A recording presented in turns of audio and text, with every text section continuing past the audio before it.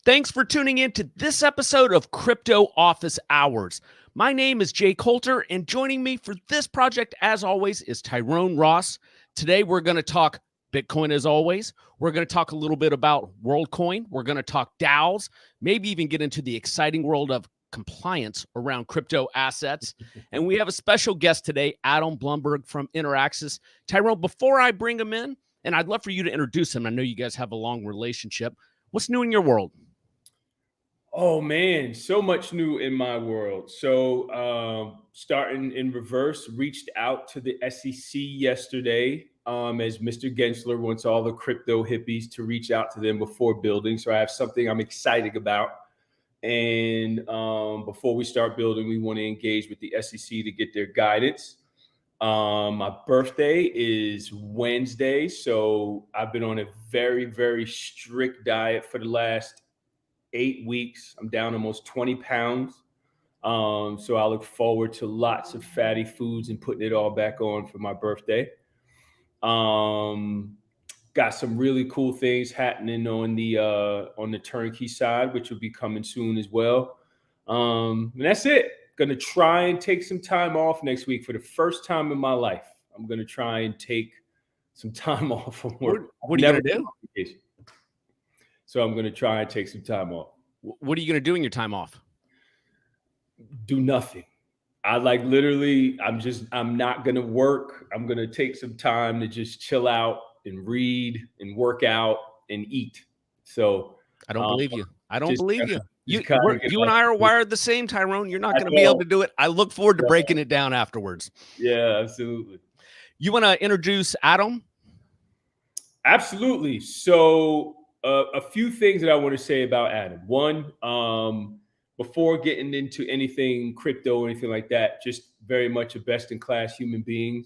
I consider myself on a peer with the richest people in the world in terms of my network of having very awesome people that are responsive, that are thoughtful, that are givers. Adam is very high on that list. Second thing, very much like myself, has been at this a long time and never has wavered in the crypto space. I think he and I have been angered at some of the bad actors, if you want to call them that. I think there's worse words to call them, that have tried to destroy the work that he and others have put in here. But he's been a great steward of his gifts. He's educated a ton of people, hundreds of people at this point, thousands of people at this point. But one of the best people in the space. And lastly, I think a lot of people don't understand from he and I, again, I think it was either 17, 18, I don't remember at this point, but been at it a long time. And originally just connected on frustration and then united on solution. And now we're back at frustration. So the circle of life. So happy to have it going. Wow. That is quite the intro. I appreciate it. I appreciate that, again, the friendship first and foremost, and then the being in the trenches, battling, whatever we want to call it, the highs and lows, the bears and bulls and all that. And as I told you on LinkedIn, my wife pointed out the other day that I've gone gray really quickly. And I don't know if it's the kid or the crypto. And I'm pretty sure it's both.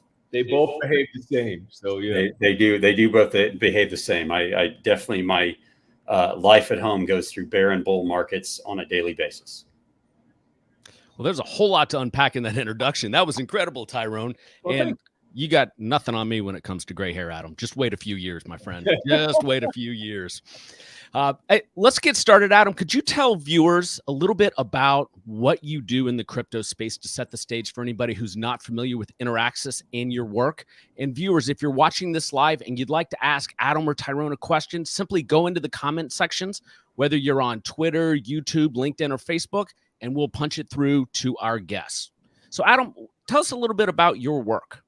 Sure. Thanks so much, Jay. So, like Tyrone, not like Tyrone. I was a financial advisor, am no longer a financial advisor, had an RIA for years. I'm still a CFP, but I started understanding crypto years ago and said, you know what, I want to explain this to to everyone, but more than anything, I want to explain it to financial advisors. I know the frustration that we as financial advisors have had in, learning new asset classes, learning new technologies. And for some reason, crypto and blockchain and everything kind of clicked with me. So I wanted to try to explain it. And so we started a company, myself and Ron Dixon, my partner, started a company called Interaxis. We eventually partnered up with Steve Larson as well. And we launched a course called the Certified Digital Asset Advisor course. And so our role is, one, teach you the basics. If you're an advisor, teach you the basics of crypto, DeFi, blockchain technology, all of that. And then doing what we're doing here, which is, once you know the basics, we got to keep going. We got to understand what's happening with regulation and how that affects you, and what's happening with WorldCoin and how that affects you, what your clients are going to ask you about, how to have those conversations. And that's what we do. And that's what I enjoy doing. And that's why there's, good times and bad times, and trying to, suffer through parts of it, and then being, kind of exalted and loving other parts of it. Well, you already brought up my first topic. So this show is for financial advisors. What do advisors need to know when they get calls from their clients or prospects about WorldCoin? Well, you take that first, Adam. Okay, thank you. I appreciate that. My first thought is, don't do it. And that's totally my opinion. I apologize for that. But there seems to be something a little off about scanning your eyeball and then having that somehow tied to your identity. But the idea of WorldCoin, I guess, is trying to, the idea behind it isn't that bad, right? Trying to create this worldwide online identity. Here in the US, you have your social security number. That is pretty much your identifier. That's your identifier for pretty much everything you do. The world doesn't have a social security number. And in the crypto world, you don't want the government deciding what your identity is or what your identifier is and having access to that database. So the idea of WorldCoin is create some sort of unique worldwide identifier that is on chain that I can use, to create wallets, to prove who I am, to prove what I'm doing, to prove my data, all of those things. And the way that I'm going to be unique is there's going to be these orbs that are going to scan my eyeball, my retina, and that's my uniqueness. That's going to essentially be the equivalent of my social security number. That's going to be stored in a cryptographically secure way on chain.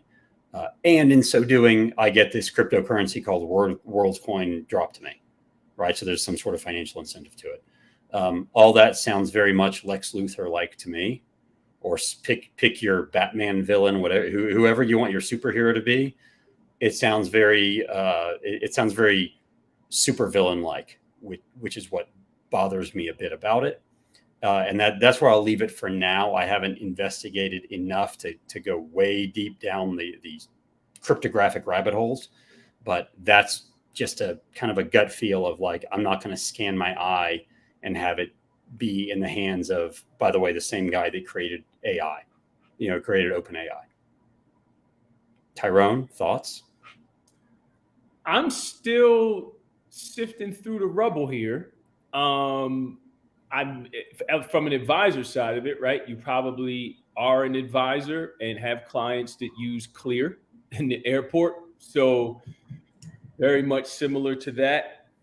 Definitely get the feel of WorldCoin and UBI and that whole thing of what Sam is trying to do here on the bigger picture. I find that compelling. I do align with my fellow crypto hippies here that the core crypto folks may be a little hesitant, if not outright obstinate about doing that. But I think we are in a situation now where a lot of worlds are converging. There's a blending of narratives that I think you got to look at. And when that happens, I think if it's the thing where an end client of an advisor is like, oh, this is the thing that makes crypto work, and this is the whatever, and they just kind of want to walk into it, I think advisors need to be prepared for that. No, you're not going to log into Y charts or Bloomberg or wherever and see WorldCoin there or be it like, that's not where this is. But for the purposes of, I think what we all do as advisors of conversation and being aware of what's happening in the world, I think that's where it begins and ends for advisors right now. For the novice, can either one of you explain to me exactly the differences between that and Bitcoin? And so when the client calls in and they're reading everything and seeing the new stories about WorldCoin, there is a distinct difference. I'm not very good at articulating it. How should an advisor articulate how it's not the same thing? You want to take that? Sure. So one, you know, Bitcoin's been around a while. Bitcoin was not funded by venture capitalists. It's not a company. It kind of sprung out of this need in 2008 and has been, you know, completely decentralized since, you know, the first block was mined in 2009. Bitcoin, the cryptocurrency, little b Bitcoin, is the currency of the Bitcoin network. I know I'm not really explaining it very well from that perspective, but it goes back to this. There's no company behind Bitcoin. There's not a lot of kind of ulterior motive there, in my opinion. It is a cryptographically secure network that has its own currency in Bitcoin. WorldCoin obviously has kind of a motive, and again, whether the motives are really good or really bad, or there's really good motives that maybe are not being delivered to my head very well, I don't know. But the idea of WorldCoin is this kind of like UBI. Everyone's going to have this. Maybe it's more like a dollar. Maybe it's more like a Bitcoin. It's somewhere in between. And I'm not quite sure whether WorldCoin is based on the value of the company, the WorldCoin company that's being funded, or if the WorldCoin, the asset, is based on some sort of dollar metric. It's based on, you know, number of dollars or whatever. That I'm not quite sure of. Bitcoin has its investment theses, right? There's only ever going to be 21 million of them. They're created in blocks every 10 minutes. And there's no company controlling them. I guess that's a little bit of how I would explain it. WorldCoin is VC funded. I'm not quite sure where the value is. For me, I would keep it very simple. Mr. and Mrs. Client, WorldCoin is essentially digital ID. Bitcoin is digital money. Yeah, yours is much better than mine. Right. But that being said, WorldCoin, I mean, you see charts, right? You saw the charts where the value of the coin went up. Now you can't find that necessarily on Coinbase, I don't think, or any place else you would trade it regularly or easily. But if the client comes to you, just like they did several years ago with ICOs, and just like they did a few years ago with DeFi tokens that all of a sudden were flying up, and 2 years ago with NFTs, and the client's like, okay, I've missed out on these others. I want to make it. Can I do it on WorldCoin? Is this going to be my 100x? Right. And you can say it's digital gold or digital money versus digital ID. For the client, it's okay, but why does that digital ID have a value? Like, why is someone trading this? And is this going to be the one that goes up 100x? Because digital ID seems awfully important. Yeah. So I will not push back, but I'll say this. I think the majority of the public doesn't even know there's a coin attached to it that has any value. I think that's in the name, right? I think you're accurate. That's what it seems like to me, right? So I think there's a subset that realize there's a coin attached, but I think, oh, that's just the name. And then everything you see online is people doing this, right? Yeah. Like you don't see people with Bitcoin. Everything is the gold coin spinning and people buying, right? So still in 2023, like there's no gold, like Bitcoin with a B on it, but whatever. So it's like you see that all the time. So I think that's where it is right now. So I think, as you know, abstract any complexity for advisor, keep the conversation simple, right? And then yes, if the client goes, well, it's trading on such and such or whatever, and then that's where the advisor goes, all right, kind of out of my circle of competence here. Let me watch crypto office hours and get back to you next week. Yeah, if there's some advice to be had, it's stick with the big boys that have been around for a while. Exactly. Right? Stick with Bitcoin, stick with the ETH. When in doubt, go to the two big boys. Yep. Yeah. And I tell you, you guys have been on different shows that we've had on Financial Advisor TV over the past 4 years, and both of you have been very consistent with that. Stick with Bitcoin, stick with ETH, and boy, that has worked out well for most people, where the other coins might not have. My concern about this WorldCoin is exactly what you guys said. It just seems like an ID system where maybe there is some value behind it. And what I just learned is there isn't a fixed amount of coins behind WorldCoin the way there is Bitcoin. Yeah. Not even similar. Right. Well, okay, Jay. And to be fair, there's not a fixed amount of ETH either. Right. So Bitcoin is one of the very few that has a fixed. This is all there will ever be. Right. Several of the DeFi tokens do have a fixed amount. So I don't want that to be the delineation there. There's a fixed amount, or there's not. There are monetary policies for ETH. Like the Bitcoin monetary policy is, you'll have a halving. Like there'll be fewer coins produced every 4 years. Right. And the limit will approach as 21 million. For ETH, there will be, coins produced every 15 seconds or so. Some will be burned or taken out of circulation. Some will be put into circulation. And there's a policy there. What you're saying, Jay, is there's really not a monetary policy around WorldCoin, kind of like the Fed. Oh, wait, did I say that out loud? At this point, let's just drag Jay into the MEV discussion and just ruin the whole day. We won't do that. We'll try to keep it simple, but I just want to make sure that wasn't the delineation that advisors like, oh, well, on crypto office hours they said that because Bitcoin has a finite amount, therefore it's the winner. It's more about having a monetary policy that you can see that makes sense than a fixed amount. And as you said, I don't know if WorldCoin has that monetary policy set right now. Mm-hmm. And again, I haven't read enough about it. It's creepy enough that people are getting their eyes scanned, right? I've seen Minority Report, and that's enough of a turnoff right there. But then again, I haven't done enough research on it. All you movie watchers. Yeah. So Tyrone's had a saying for a long time: educate before you allocate. Adam, like Tyrone, you have been living that. You've built courses and designations for financial advisors that want to learn about the space before they get into it. Before advisors even get started, what are some of the misconceptions they have about adding crypto to their practice, and what do they need to think through? One, some of the misconceptions are, one, it's, they think that it's 100% speculative. Right, that you're just guessing and you hope things go up. There's a huge misconception that there's going to be like one crypto winner, right? Like one crypto asset is going to be the one. Why should it be Bitcoin, or why should it be ETH or whatever? I think that's a pretty big misconception there. It's possible for both, right? It's possible for gold and Microsoft to both do well, or to not do well. For one to do well and for one not. So I think those are a couple popular, or I don't say, those are a couple misconceptions that we see a lot when advisors come in.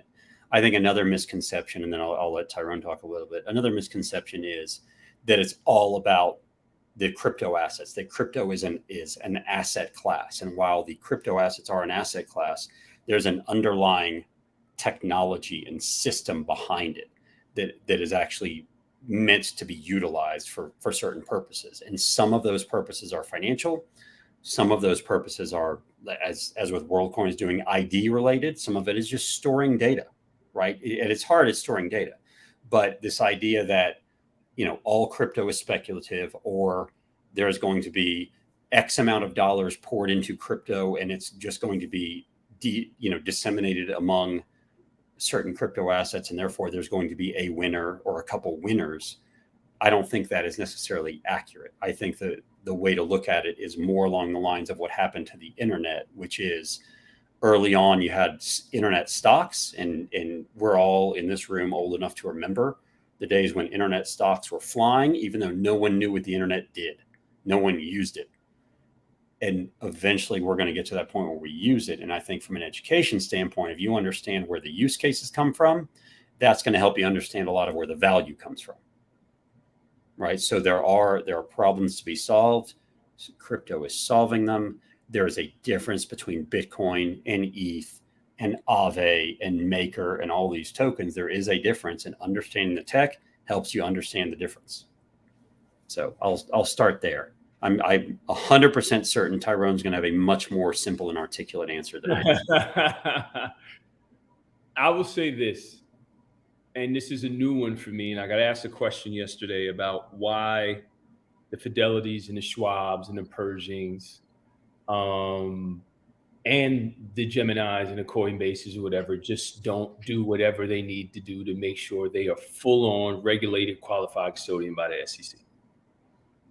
And this leans into what I think the biggest misconception is for financial advisors now. And the biggest misconception right now to me, and I've evolved on this, is that financial advisors think that those in crypto care enough to change their minds or educate them on this. They don't. Me and Adam are a small minority of folks who care about bringing this into the wealth management space. The platforms, the aggregators, the custodians, the CFP board, the American College, they don't care enough to convince advisors that this is something that is meaningful enough to put into a practice. And what I mean by that is you hear these clamor or this narrative from advisors that everyone is like out to change their mind, that it's an asset or it's a safe haven or whatever.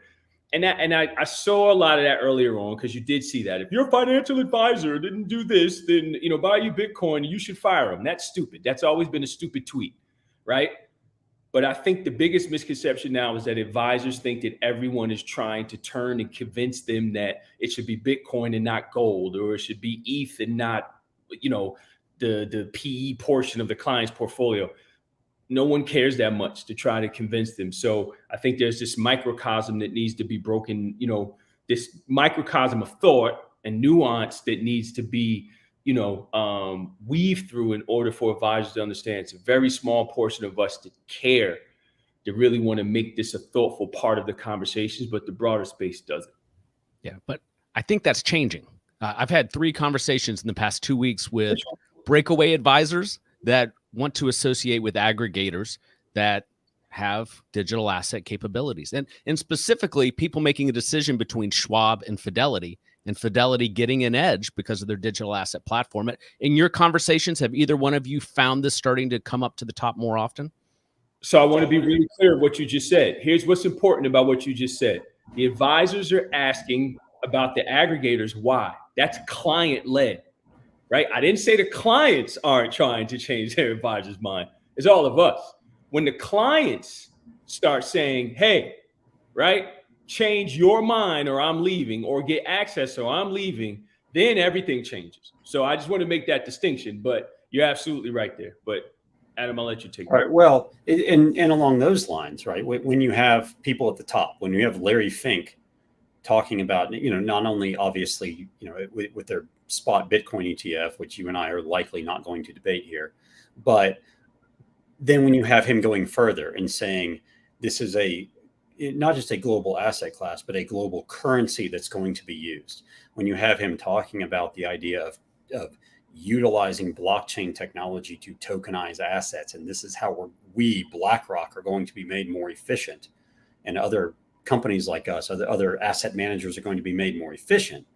I think that's when you kind of have advisors taking note and going, well, if the founder of the largest asset manager in the world sees the value in not only Bitcoin, but the value in the technology, maybe it's time to start looking. Like maybe it's time to start paying attention.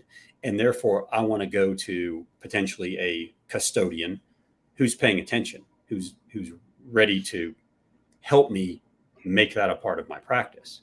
I think I'm seeing more of that just in the last couple of months. Obviously, it hadn't been that long since that bomb was kind of dropped, when BlackRock, dropped that, and all of a sudden we went from, Tyrone and I have talked about this. All of a sudden we went from being total doom and gloom in the RIA financial advisor world with crypto to having a great deal of optimism, right? Like that guy doesn't come to the table. He doesn't come to bat without a pretty monster swing, right? He knows what's coming. And I don't know if you want to get into that topic, but I think it's really important. I don't know about the ETF part, but I think it's really important to note that he doesn't come not educated. He doesn't come say things because of FOMO or because it's a fad. He's not going, hey, BlackRock's going to let you trade NFTs or something like that. He's going, we think the technology behind it is important enough that it's going to make us more efficient, and we're looking into it. We're going to figure out how to make it work. That's very valid. Yes. And I think that's where folks start to sit up and pay attention, for sure. Yeah. So Adam, before we move on from education, I want to give you an opportunity to talk about your designation and how it can help advisors that are heading down this path. And literally for a minute, 2 minutes. Explain the value for an advisor going through your program. And also spend 30 seconds of why I don't have an honorary CDAA. Why you don't have an honorary CDAA? Season.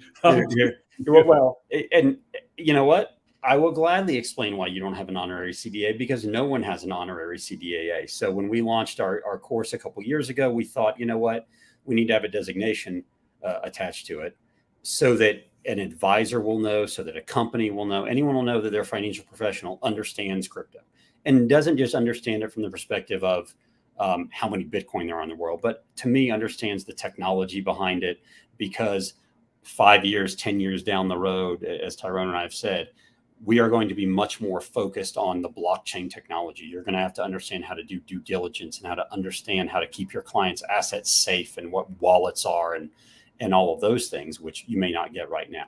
So the CDAA, the idea of it is you not only understand the investment theses behind the assets, but you understand the technology as well.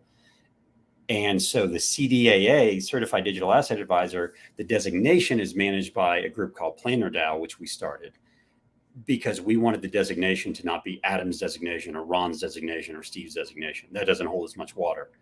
So Planner DAO runs the CDAA. We have people teaching courses towards this Certified Digital Asset Advisor designation in Europe, in the Middle East, in Turkey. We're starting in Brazil pretty soon. Someone's working on a course in Australia. They're teaching their own courses, not mine.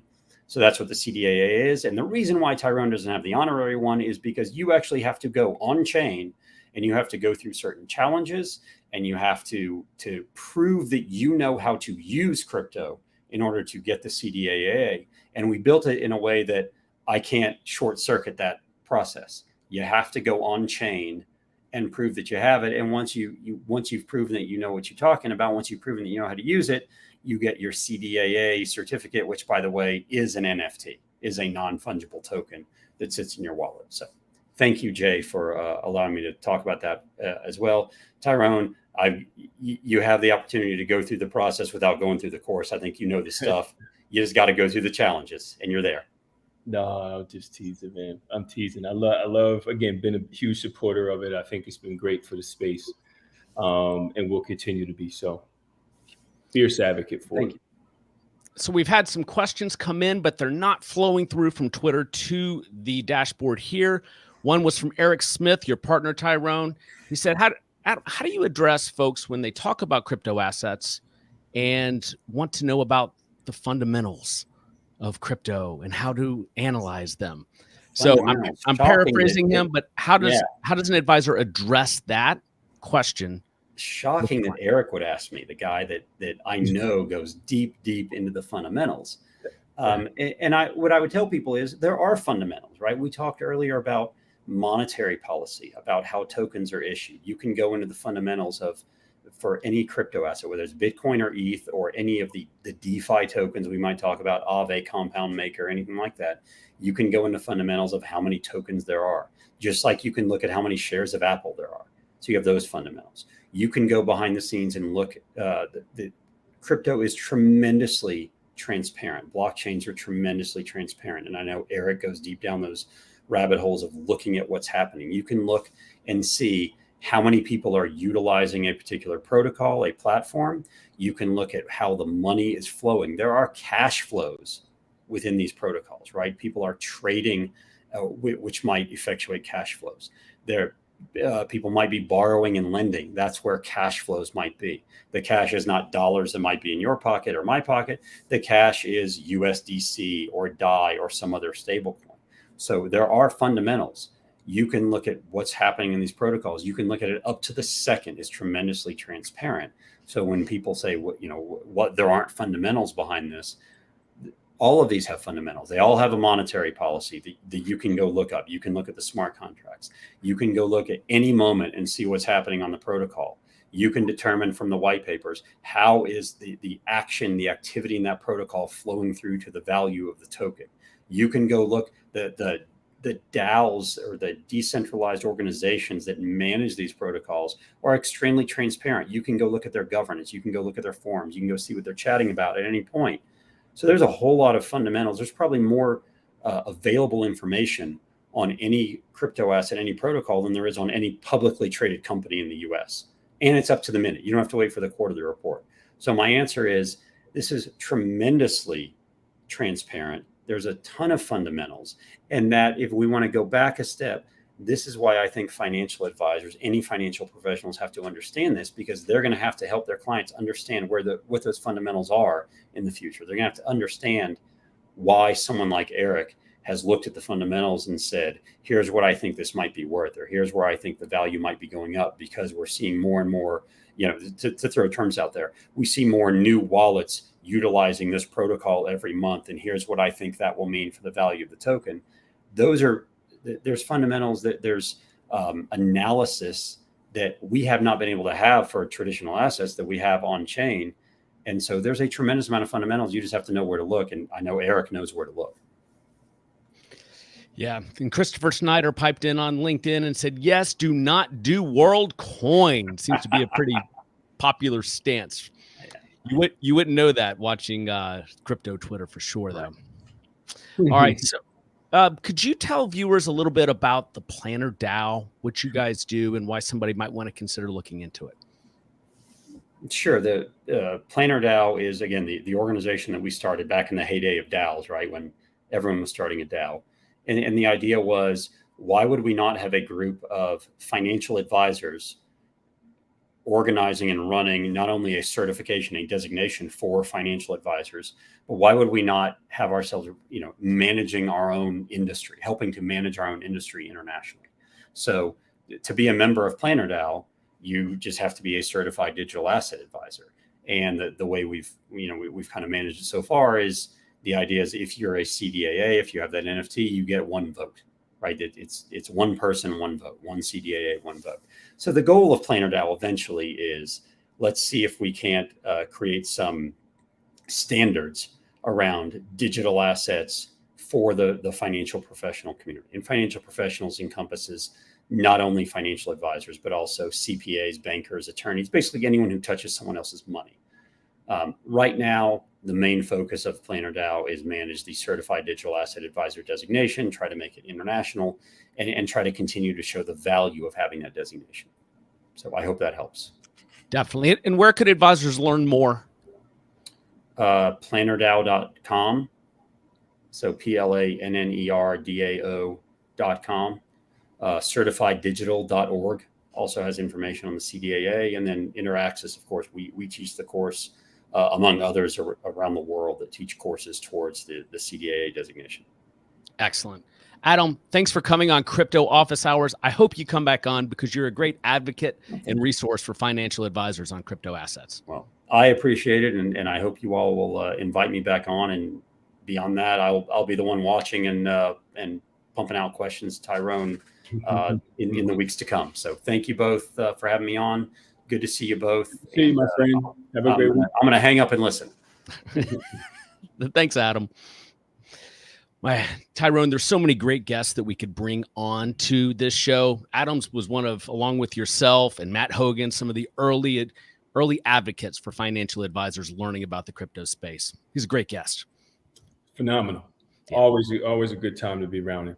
And that 30 minutes flew like that. I still have a whole nother long list of questions, so I'm sure we'll get to them on future Crypto Office Hours. But as always, I want to end with your opportunity to get on your soapbox and talk about what's on your mind in the crypto space. So here's what's on my mind in the crypto space at the moment. I kind of alluded to it before, but being fortunate enough to have a lot of conversations in the space with builders, with regulators, with wealth tech companies, fintech companies, straight crypto companies. I think there are these screaming red signs now that is letting everyone know, as NASDAQ pulls out from doing custody. Again, as Adam mentioned, Mr. Fink and the intention of BlackRock and what they want to do, there is a screaming need here for getting back to basics. I think there was a study I saw in 2021, 75% of the DeFi projects that got funded have yet to release a project on mainnet, simply meaning they have yet to release their project on Ethereum or any major blockchain for that matter. What does that have to do with what I'm saying? What I'm saying is there's been a lot of time, money, value poured into the space, but yet we have little to show for it. And I'm not talking about multi-billion-dollar use cases. I'm talking about for financial advisors, for wealth managers, for asset managers, and the like. So if you are an entrepreneur, you are a builder, if you are an advisor that is looking to make this a part of your practice in the future, here's an opportunity to engage and give feedback. There are some basic things in our space that still have not evolved. And I'm talking in the traditional space, like fully digital account opening, or to being able to seamlessly transfer a 401k, or reconciliation and performance reporting, and file formats, and straight API feeds. These are all things that in the traditional world that are missing, but in the crypto world that you can compound those with the steep learning curve. So I think right now, as the spaces continue to be troubled, the startup space, capital is not readily available. Founders are having to sit and really think about the thing that are going to move the needle, but more importantly, keep their companies alive. Right now is the time that we can collectively put our arms together and figure out a way to build things in the space, practical real life solutions that benefits clients, that benefits advisors, and more importantly, makes the space more accessible to people who want to come in, move money, get advice on their money, manage their money, and work with someone in a way that is convenient for them. There's these screaming signs all over the place that this is a need here, but there's so much noise. But when you really look under the hood, there's a tremendous opportunity here for the iPhone moment, if you will, as far as crypto assets are concerned in the wealth management and the wealth tech space. Tyrone, thanks again for coming on. This is our third show. We're on to number 4 next month. Hope you have a good weekend. And viewers, if you're watching this in a replay and you'd like to catch live shows, subscribe to Financial Advisor TV on YouTube. Sign up for notifications, and they'll let you know when we're going live again. Tyrone, have a good weekend. You do the same, my friend. See you all soon, everybody.